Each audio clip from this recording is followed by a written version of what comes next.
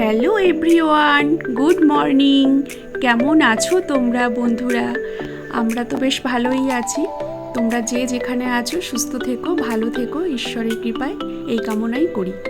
তো যাই হোক, দেখো মেয়ে তো যাবে কলেজে, ওই জন্য অনেক সকালেই ঘুম থেকে উঠে ফ্রেশ হয়ে ভাত বসিয়ে দিলাম একদিকে, আর যে টিফিনে নেবে আজকে ব্রেড, তা ওই জন্য ডিম টোস্ট করে দিলাম আর কি। আর আলু সেদ্ধ আর ঘি দিয়েই ভাত খেয়ে যাবে, গরম ভাত। এদিকে আগের দিনের যে জামা কাপড়গুলো কেচেছিলাম সেগুলো না বারান্দাতেই মেলে দিয়েছি। আর এত সুন্দর হাওয়া আমাদের এই সামনের বারান্দাটায়, মানে এমনিতেই জামা কাপড়গুলো শুকিয়ে যায়। তো যাই হোক, বর্ষার দিনে কিছু করার নেই, বারবার রোদে দেওয়া, বারবার বৃষ্টি আসছে, এই করে করে জামা কাপড়গুলো শুকাচ্ছে না। তো মেয়েকে রেডি করিয়ে মানে এগোতে আসলাম হাই রোডের সামনে। আমাদের বাড়ির কাছেই তো হাই রোড একদম, ওই জন্য নাইটি পরেই চলে এসেছি মেয়েকে টোটোতে তুলে দেবো। তো মেয়ে এখন দেখো কলেজে যাওয়ার জন্য বেরিয়েও পড়েছে। তো কোথাও টোটো পাচ্ছি না, দেখো যে কটা টোটো আসছে সব না না, মানে একজনকে নিয়ে যাবে না। গুড মর্নিং এভরিওয়ান, কেমন আছো তোমরা? আশা করছি তোমরা যে যেখানেই আছো সুস্থ আছো, ভালো আছো। আমিও ভালো আছি। আর আজ তো গুরু পূর্ণিমা। আর এই দেখো, ওই যে ফুলওয়ালা দাদাটা, মানে বৃহস্পতিবারের আগের দিন, মানে বুধবার দিন করেই আসে দাদা। বৃহস্পতিবারের ফুলের ভাগা রেখে দিই, পান, কলা, দুব্ব, তুলসী পাতা, বেলপাতা সমস্ত কিছু দিয়ে একবার একটা ভাগা করে দেয়, মানে একটা প্যাকেট করে দেয়, 20 টাকা করে নেয়। তো সেটা তো রাখলামই। আর আজকে তো গুরু পূর্ণিমা, তার জন্য একটা আলাদা করে রজনীগন্ধার মালা নিয়েছি। ওই দেখো, দেখতে পাচ্ছ, রজনীগন্ধার একটা মালা নিয়েছি। আজকে গুরু পূর্ণিমা, তো আজকেও একটা বিশেষ দিন। তো এই আমার স্নান টান হয়ে গেছে, এখন যাব ঠাকুর ঘরে। অনেকক্ষণ সময় নিয়ে ভক্তি ভরে ভালো করে পুজোটা করব। মানে দেখবে অন্যান্য দিন তো আমরা পুজো করি, কিন্তু বিশেষ বিশেষ দিনে মানে একটু মন দিয়ে একটু, মানে ঠাকুর ঘরে একটু সময় নিয়ে পুজো করতে পারলে না মনে একটা আলাদাই কিন্তু শান্তি আসে। মানে আমার তো তাই হয়, জানি না তোমাদের সাথেও কি এটা হয়? অবশ্যই জানাবে কমেন্ট করে। বৃহস্পতিবার দিন তো লাগেই অনেকটা সময় মা লক্ষ্মীকে গুছিয়ে গাছিয়ে ঘট স্থাপন করে পুজো দিতে। এছাড়াও গুরু পূর্ণিমা, মাঘী পূর্ণিমা, বুদ্ধ পূর্ণিমা, যে কটা পূর্ণিমা পড়ে আর কি।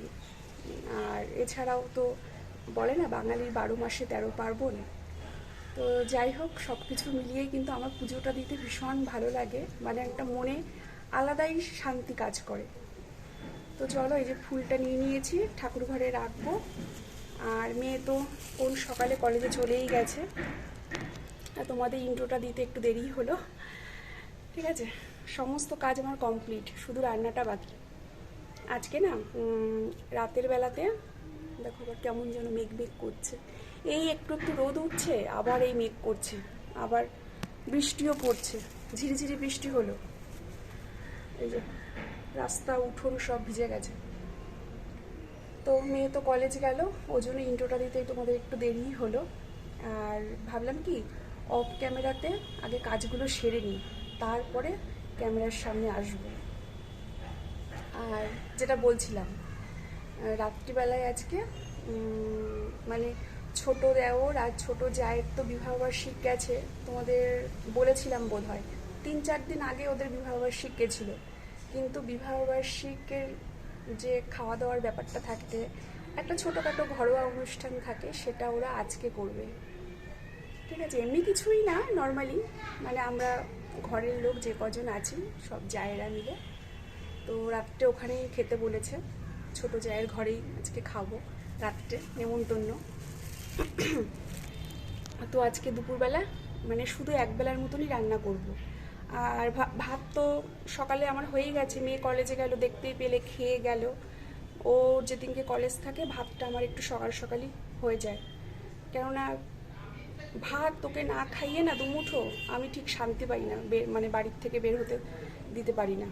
দুমুঠো ভাত খাইয়ে তারপরে আমি পাঠাই। তো চলো যাই হোক, চুল টুল আঁচড়ানো হয়নি, সিঁদুর পরবো, চুল আঁচড়াবো। আর ঠাকুর ঘরের সমস্ত কাজ কমপ্লিট, ঠাকুরের বাসন টাসন মেজে, ঠাকুর ঘর মুছে, ফুল তুলে, লাইটটা জ্বালিয়ে নিই, অন্ধকার মেঘ মেঘ করছে না, আরও কেমন যেন ঘর বাড়ি অন্ধকার অন্ধকার লাগছে। আর ভাত করলাম, তোমাদের দাদাভাইকে বললাম আমি একটু বড়া ভেজে দিই, না হলে একটু আলু চচ্চড়ি করে দিই, ভাত খেয়ে যাও। বলছে না, আমি যদি সকালবেলায় এখন ভাত খাই, দুপুরবেলায় আমার ভাত খেতে ইচ্ছে করবে না, আমাকে ছাতু দিয়ে মুড়ি দিয়ে দাও। হ্যাঁ, যেটা খাও খাও, আমার কোনো ব্যাপার নেই। আমি সেই চা বিস্কুটই খেয়েছি, লিকার চা আর দুটো বিস্কুট। পুজোটা আগে দিয়ে নিই, তারপরে পুজো দিতে দিতে এখন বাজে 12টা। পুজো দিয়ে উঠতে উঠতে ওই তোমার 1টা-1.5টাই বেজে যাবে, তখন আর সকালের খাবার আর খাওয়া হবে না আজকে। দেখি ওই পুজো টুজো করে উঠে যদি একটু মুড়ি টুড়ি খাই, আমিও খেয়ে নেবো, একদিকে রান্না বসিয়ে দেবো। চল, আজকে করব হচ্ছে রান্না লাল শাক কালকে এনেছিল, রান্না করা হয়নি। কালকে মূলোর শাক করেছিলাম, আর লাল শাক করব, আর হচ্ছে করব পনিরের তরকারি। মেয়ের সকালবেলায় বলে গেছে কলেজে যাওয়ার সময়, মা আজকে কিন্তু পনির করবে, মানে দুদিন ধরে বলছে পনির করো পনির করো। তা যেহেতু মাছ রান্না হচ্ছে, ওর জন্য আর পনিরটা করিনি। তো যাই হোক, এবেলা তো নিরামিষ করছি, কিন্তু ভেবেছিলাম যে গুরু পূর্ণিমার দিনটা একটু নিরামিষই মানবো, কিন্তু সেটা আর হবে না। রাত্রেবেলায় ওই যে বললাম না, ছোট জায়ের বাড়িতে নেমন্তন্ন, ওখানে তো আর নিরামিষ হবে না, ওখানে তো সে আমিষই হয়ে যাবে। তো যাক, কিছু করার নেই, একবেলা নিরামিষ খাই, রাত্রেবেলায় আবার আমিষ হয়ে যাবে। চলো, হ্যাঁ, চুল টুল আসতে সিঁদুরটা পরে নিই, পুজোটা দিয়ে নিই, 12টা 10 হয়ে গেছে।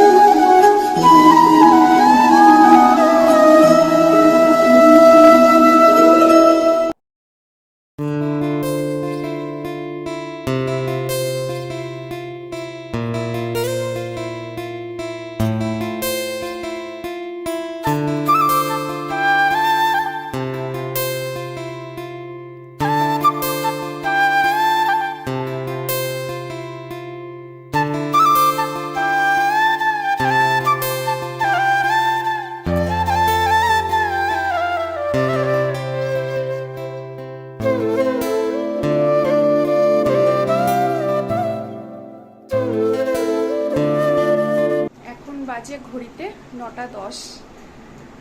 আর দেখো, রেডি হয়ে নিয়েছি।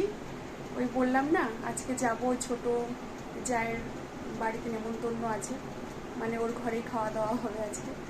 তো মেয়ে কলেজ থেকে এসে ওরও শরীরটা ভালো লাগছে না, বলছে মানে পিঠে ব্যাগ নিয়ে যায় তো, ভারী ব্যাগ, তার মধ্যে বসার সিট পায় না ট্রেনে, প্রচণ্ড হাত পা পিঠ ব্যথা হয়েছে। মানে এসে বলছে, মা আমি শুয়ে পড়তে পারলে বাঁচি, মানে একটু ঘুমের দরকার। এবার তাও বললাম যে আমি একা একা যাবো, চল। এদিকে তোমাদের দাদা ভাইও যাচ্ছে না, টিভিতে খেলা দেখছে বসে, বলছে তোমরাই যাও। তা যেতে তো হবেই, যেহেতু নেমন্তন্ন করেছে, নেমন্তন্ন রক্ষার একটা ব্যাপার থাকে, তো ওই জন্য মেয়েকে ঠেলে ঠেলে নিয়ে যাচ্ছি। ওই ইচ্ছে আছে, একেবারে যে অনিচ্ছা নেই, শরীরটা একটু মানে ম্যাজম্যাজ করছে, গা হাত পা ব্যথা, এটাই যা। তো যাই হোক, আমি তো পুরো রেডি। আর যা গরম পড়েছে দেখো, খুব একটা ভালো শাড়ি আর পরলাম না, এই যে এই তার জামদানিটাই পরেছি। আর ওইদিকে মেয়ে চুল আঁচড়াচ্ছে, ওই দেখো। তো ওর হয়ে গেলে একসাথেই বেরোবো, ঠিক আছে? তো আস্তে আস্তে মোটামুটি 10:30টা হয়ে যাবে হয়তো, 9টা 10-এই বেরোচ্ছি বাড়ির থেকে। তো ছোটো দেওরকে বলবো যে হাই রোডটা একটু পার করে দাও আসার সময়। যাক, আমাদের এখানে যা হাই রোড, বাপরে বাপ। মানে শ করে গাড়ি চলে সব সময়। তো চলো বেশি কথা বলছি না, প্রচুর মানে গরমে ঘেমে একদম অস্থির। এসি এখন আর চালালাম না, একবারে খেয়ে দিয়ে এসে এসি চালিয়ে বিছানা করে শুয়ে পড়বো। এখন আবার একটুখানি চালাবো রেডি হওয়ার জন্য, আবার বন্ধ করব, কেননা এই ঘরে তো কেউ নেই, তোমাদের দাদাভাই রয়েছে টিভির ঘরে, তো ওই জন্য আর এসিটা চালালাম না, ওই স্ট্যান্ড ফ্যান চালিয়েই রেডি হলাম। রেডি আর কি, এই শাড়িটা পরলাম, চুলটা একটু আসছে, একটু লিপস্টিকটা হালকা করে দিলাম, এই ঠিক আছে। চলো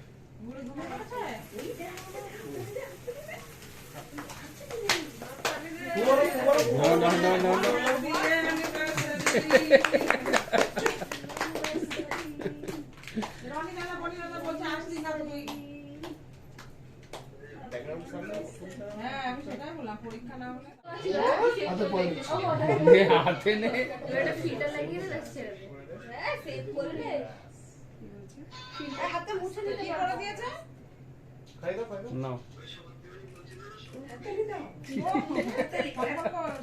আদি কোথায়? আদি কে সামনে? আমি করেছিলাম। হ্যাঁ?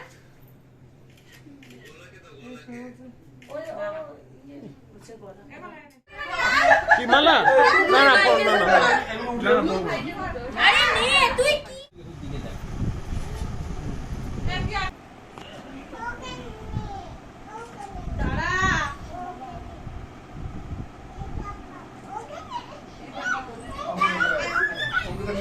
ঠিক আছে বলে নেবে বলে কার কাছে যাবে